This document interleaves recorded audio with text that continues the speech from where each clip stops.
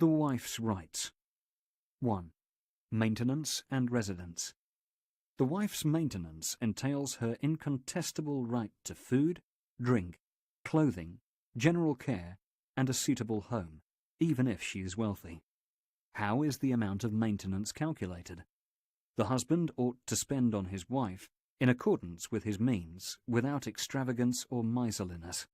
As the Quran states, "Let the man of means spend according to his means, and the man whose resources are restricted, let him spend according to what Allah has given him.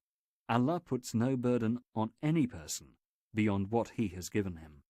Surat At-Talaq 65:7.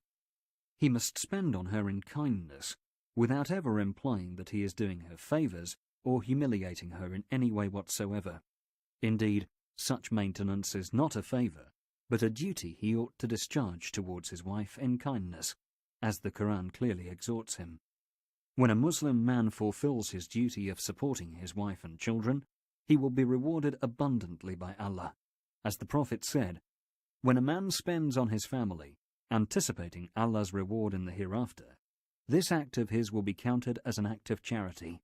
Sahih al-Bukhari 4776, Sahih Muslim 1401.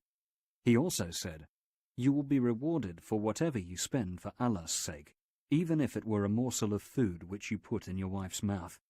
Sahih al-Bukhari 56, Sahih Muslim 1628.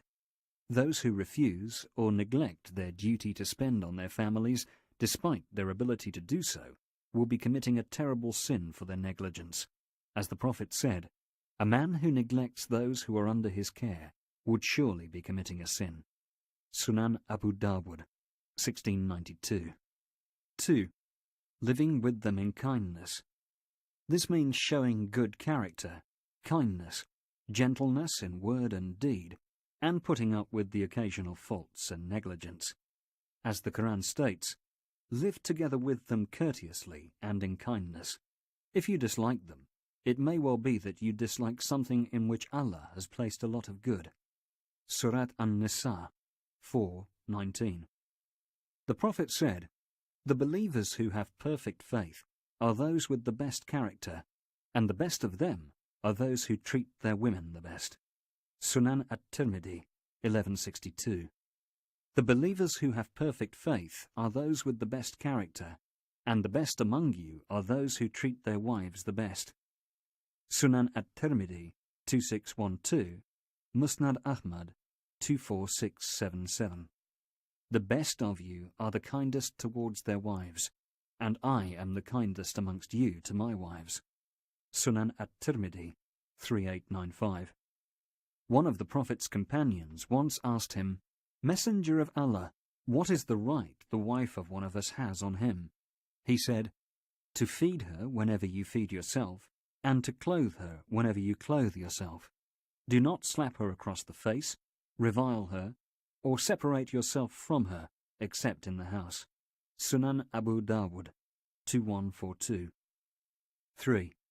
Patience and tolerance. A man must make allowances for women's nature, which is obviously different from that of men. He must also try to look at life from all sides, considering the advantages and disadvantages of his wife, for no one is free from faults. Both spouses must exercise patience and take into account the positive aspects of each other's personality. As the Quran states, "Do not forget to show kindness to each other." Surat Al-Baqarah 2:237. The Prophet also said in this respect, "A believer must not harbour any rancour against a believing woman. If he dislikes one of her characteristics, he will certainly be pleased with another." Sahih Muslim 1469. The Prophet urges men to treat women with kindness, pointing their attention to the fact that women's emotional and psychological nature is different from that of men, that such differences between men and women are in actual fact complementary, and must in no way give rise to discord and eventual divorce. The Prophet said, "Treat women well and with kindness, for a woman was created from the rib, and thus she will not be straightened according to your way.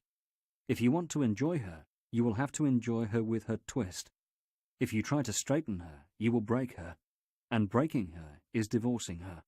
Sahih al-Bukhari 3153, Sahih Muslim 1468. 3. Spending the night with the wife. The husband is recommended to spend the night with his wife, and must do so at least once every 4 days. He must also observe equal division of nights between co-wives in cases of polygamy. 5. Defending her, representing his honor. When a man marries a woman, she becomes his honor, which he must stubbornly defend, even if he gets killed in the process. As the Prophet said, "Whoever is killed defending his wife is a martyr." Sunan at-Tirmidhi, 1421, Sunan Abu Dawud, 4772. 6. Not revealing bedroom secrets. The husband must not talk to others about his wife's particularities and bedroom secrets to other people. The Prophet said, "The worst person in the eyes of Allah on the Day of Judgment is that couple who have an intimate relationship with each other, and the man then reveals their bedroom secrets to others." Sahih Muslim, 1437. 7. Not engaging in aggressive or hostile actions against her. To solve marital problems, Islam has laid down a number of rules, including the following.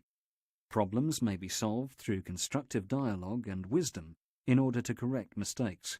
In cases of rebellion, disloyalty, and ill conduct, the husband may stop talking to her, but without exceeding 3 days.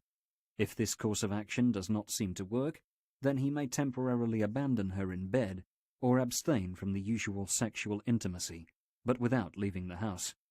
Aisha narrated, "Allah's Messenger never hit anything with his hand ever, except when fighting in the path of Allah, nor did he ever hit a servant or a woman." Teaching and advising her. The husband must enjoin his family members to act rightly and forbid them to act inappropriately. He ought to strive hard to help them follow the path that leads to paradise and avoid those paths that lead to hellfire. Teaching them by precept and example, he can do so by acting on obeying Allah's commands and avoiding things he has prohibited. The wife must also advise her husband, guide him to the right path, and discuss with him ways of giving the best possible upbringing to their children. As the Quran states, "O you who believe, safeguard yourselves and your families from a fire whose fuel is people and stones." Surat at-Tahrim 66:6. The Prophet also said in this regard, "Every one of you is a guardian and is responsible for those in his custody." Sahih al-Bukhari 2416, Sahih Muslim 1829. 9. Honoring the conditions stipulated by the wife. If the wife makes a stipulation at the time of concluding the marriage contract, such as having a particular kind of accommodation or expenses, and the husband agrees to such a condition, he must fulfill such an obligation. For a marriage contract is one of the most solemn agreements and obligations. The Prophet said, "Of all the conditions which you have to fulfill, the conditions which make it legal for you to have sexual relations, i.e. the marriage contract, have the greatest right to be fulfilled." Sahih al-Bukhari 4856, Sahih Muslim 1418.